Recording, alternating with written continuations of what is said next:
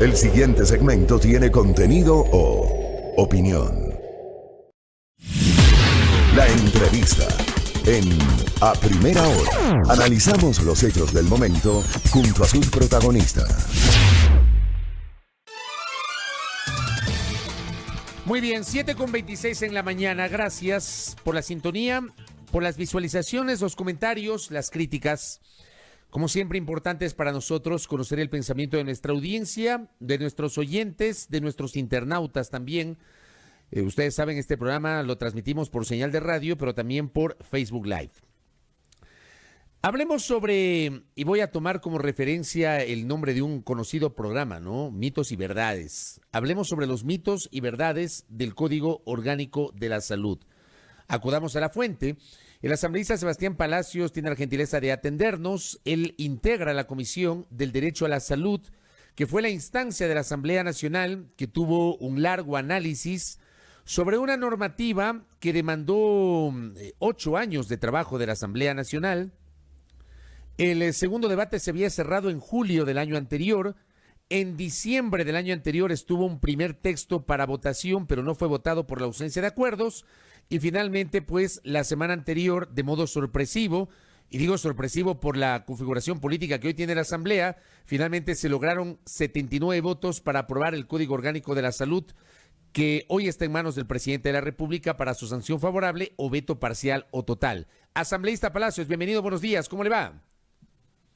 Hola Fabricio, ¿qué tal? Buen día, un saludo para usted, para todas las personas que nos escuchan y que nos siguen por Facebook Live. Importantísimo hablar y aclarar muchas de las barbaridades que se están diciendo sobre el Código de la Salud. Eso mismo le quiero preguntar. A ver, y le voy a dar lectura tal vez a un tema muy polémico que se difundió este fin de semana. El portal de noticias La República publicó una nota que decía: Código de Salud permite cambio de sexo en menores púberes y excepcionalmente también en niños.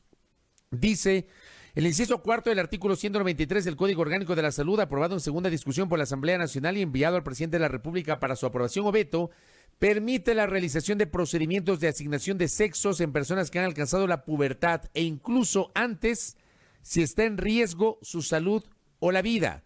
Hay mucha gente que criticó este titular y esta publicación señalando que es inexacta. Yo le pregunto a usted, asambleísta Palacios, ¿es así? Como decía la República, ¿permite el Código de la Salud el cambio de sexo en menores púberes y excepcionalmente también en niños? Fabricio, completamente falso. A mí me apena muchísimo que este tipo de mensajes salgan de asambleístas, que salgan de periodistas, de los cuales esperamos mínimamente que lean el código, que lean el artículo para poder opinar, para poder informar. ¿Qué dice el artículo 193 del Código de la Salud aprobado? El artículo 193 se refiere, Fabricio, únicamente, y que se escuche bien, únicamente a los casos de personas que nacen con una indeterminación sexual. ¿Qué quiere decir esto de la indeterminación sexual?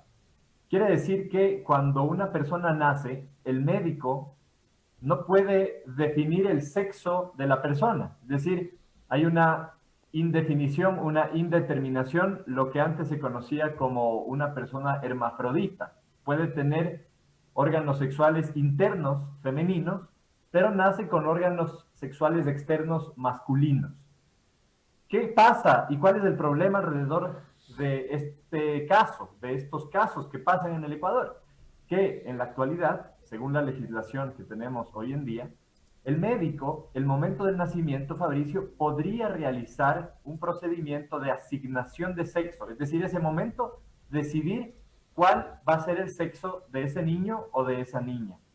Esto puede causar muchísimos problemas en el crecimiento de ese niño o esa niña, porque puede ser que el sexo asignado no coincida con la identificación sexual que tenga esa persona cuando va creciendo. Hemos escuchado casos de estos dentro de la comisión. Por eso es que se lo incluye en este artículo. Entonces, lo que dice el artículo no tiene nada que ver con que se permita el cambio de sexo en niños. No, para nada. Lo que dice el artículo es que se prohíbe, ni siquiera es que es afirmativo el artículo, sino es prohibitivo. Se prohíbe a los médicos realizar procedimientos de asignación de sexo en los casos de personas que nazcan con anomalías de indeterminación sexual, solo en esos casos, se prohíbe al médico hasta que esa persona llegue a su etapa de la pubertad. Recién ahí se podrían realizar estos procedimientos, no antes. Eso dice el artículo. Yo no sé dónde se pierden diciendo que se permite el cambio de sexo a partir de la pubertad y demás, cuando el artículo es absolutamente claro en referirse únicamente a los casos de personas que nacen con indeterminación sexual. Y de estos casos, por ejemplo, a ver, primero, ¿ha habido casos, efectivamente, en la práctica ha habido casos? Y si los ha habido, ¿han sido muchos casos? No sé qué evidencias científicas hay, asambleísta Palacios.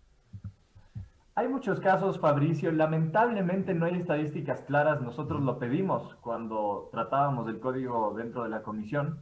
Y no hay estadísticas claras porque en muchos casos no se anota esto o esto no se registra dentro de la historia médica. Por lo tanto, hay mucho subregistro con respecto a esto. Sin embargo, hay casos. De hecho, dentro de la comisión nosotros recibimos a varios casos de personas que nos contaban que su hijo nació, se le hizo un procedimiento de asignación sexual al momento del nacimiento y después, cuando fue creciendo, digamos que el procedimiento le asignó un sexo masculino. Cuando fue creciendo, ese niño ya no se sentía niño, tenía una voz femenina, tenía comportamientos socialmente aceptados como femeninos y se sentía una niña, pero ya le habían hecho el procedimiento al momento del nacimiento. Entonces, lo que se quiere evitar es eso, es ese problema psicológico que se puede causar al niño al momento de crecer. Y yo le cuento, Fabricio, que el momento en que aprobamos este código y empezó la discusión alrededor de esto, yo empecé a recibir varios mensajes a través de las redes sociales y hay un mensaje de Gabriela que dice: Sebastián, disculpa que le escriba por privado, soy madre de un joven intersexual y agradezco mucho que usted trate de educar a las personas. Me duele leer algunos comentarios, saber que vivimos en una sociedad tan ignorante. Es valioso que se aprobó el Código de la Salud. Si hubiese sido esto hace 19 años, mi pequeño no habría sufrido tanto. Y nos manda algunos deseos de éxitos. Ahí demuestra Gabriela uno de los casos, de los tantos casos que existen en este país, en donde los papás agradecen, más bien dicho, agradecen que se coloque este artículo para que se haga algo responsable, que es que el procedimiento de asignación sexual en casos de personas que nazcan con indeterminación sexual, no nos referimos a toda la población en el Ecuador, a todos los niños, no, nos referimos únicamente a los casos de indeterminación sexual, que no se haga el procedimiento al momento del nacimiento, sino que se prohíba hacerlo y que se diga que se permitirá a partir de la etapa de la pubertad. Eso es lo que dice el artículo. De ninguna manera está permitiendo el libre cambio de sexo de niños y niñas, como ha sido comunicado por este portal que usted refiere y por algunos asambleístas y políticos que lamentablemente están mintiendo con respecto a lo que dice el Código de la Salud. Claro, por eso a mí me parece importante su aclaración, porque esto ha escandalizado a un segmento de la opinión pública, como también hay otro tema que ha escandalizado y que ha sido tomado como bandera por algunos dirigentes y líderes políticos. Uno de ellos es Guillermo Lasso, que ha pedido al presidente de la República el veto del COS, señalando, por ejemplo, Lasso dice: el artículo 201 ignora el derecho a la vida del niño por nacer, que la Constitución protege desde el momento de la concepción. La normativa aprobada en la Asamblea abre espacio para la impunidad del crimen del aborto, que puede ser provocado y llevado a condición de emergencia obstétrica mediante fármacos que ilegalmente son ofrecidos en las redes sociales. Dice Lasso: un mínimo de coherencia con la Constitución obligaría a exigir del profesional su esfuerzo para detener el proceso abortivo. La coherencia con el Código Integral Penal obligaría al profesional médico a denunciar la provocación del crimen del aborto. Hablan del aborto. Deja abierta la puerta, asambleísta Sebastián Palacios, el Código Orgánico de la Salud, a la impunidad en el aborto, como dicen algunos. Gracias, Mauricio, por la pregunta. Esa es otra de las mentiras, esa es otra de las imprecisiones, de las descontextualizaciones que se están dando a partir del Código de la Salud. Se dice que el Código de la Salud abre la puerta al aborto, que es un código abortista, que legaliza el aborto o viabiliza el aborto. Totalmente falso. Primero, el Código de la Salud no puede legalizar una práctica que está penada a través del Código Integral Penal. Todos los delitos penales en nuestro país están tipificados a través del Código Integral Penal y ninguna norma de menor rango o de igual rango puede quitar o puede eliminar esas tipificaciones o esas penalizaciones, desde un punto de vista conceptual. Desde un punto de vista textual, y según lo que dice el artículo, Fabricio, el artículo al que se hace referencia habla sobre las emergencias obstétricas. De hecho, si ustedes leen el artículo, el título es emergencias obstétricas. Y una de las tantas emergencias obstétricas que pueden haber son los abortos. Los abortos en curso, los abortos que se presentan cuando una mujer llega al hospital sangrando porque está embarazada y ha tenido una caída, ha tenido un accidente, ha tenido un aborto espontáneo, o también puede ser un aborto provocado. Pero llega de emergencia al hospital. Hay que diferenciar muy bien, Fabricio, entre practicar un aborto de forma proactiva y atender un aborto en el marco de una emergencia. Hay gran diferencia entre ambas prácticas y a lo que se refiere este artículo, porque está en el marco de la emergencia obstétrica, es a lo segundo, es a atender un aborto en curso en el marco de la emergencia.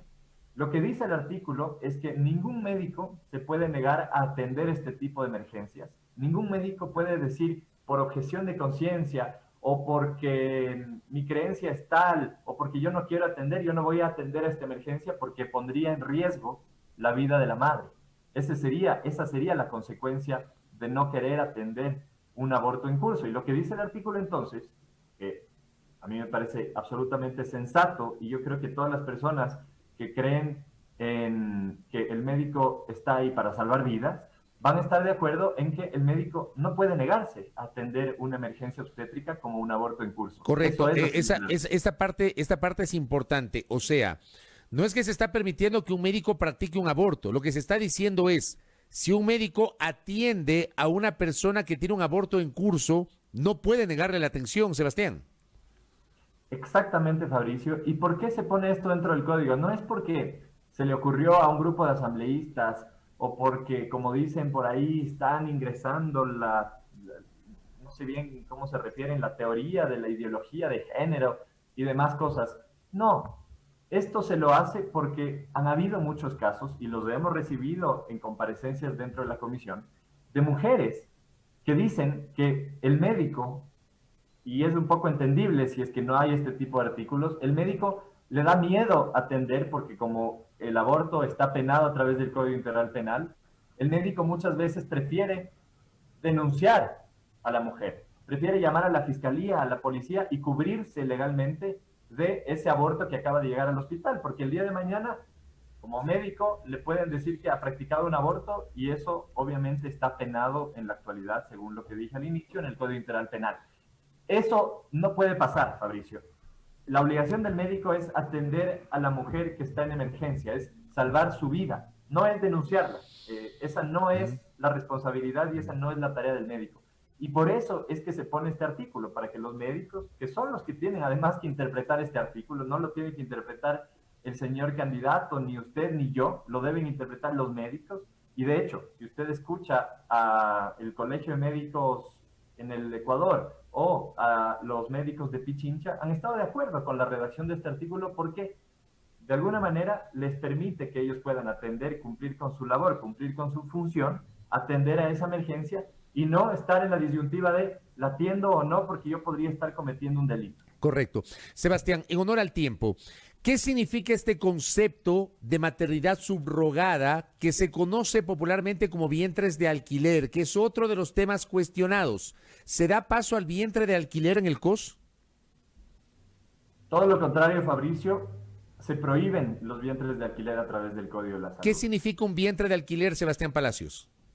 Un vientre de alquiler, Fabricio, significa que una mujer presta su vientre para llevar un embarazo, dar a luz y entregar ese hijo o esa hija a quien alquila su vientre. A cambio, ustedes saben, el alquiler es a cambio de una contraprestación, por ejemplo, dinero. Es decir, yo o mi esposa alquila el vientre de una mujer y le dice, yo le pago tanto porque usted dé a luz a un niño y después me lo entregue. Actualmente pasa eso, Fabricio, hay casos y lo lamentable es que se han generado algunas como redes que hacen negocio de esto.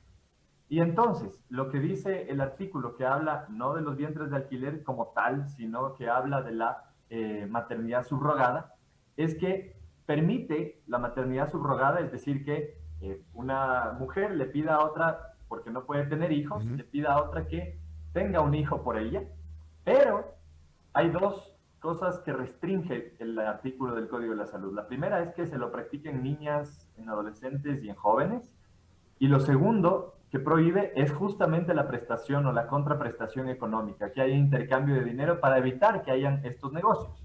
Entonces, si de una forma altruista se quiere realizar esta práctica de la maternidad subrogada, se lo puede hacer, pero el código prohíbe que haya el vientre de alquiler como tal. Más bien, a diferencia de lo que dicen, no promueve el vientre de alquiler, lo prohíbe.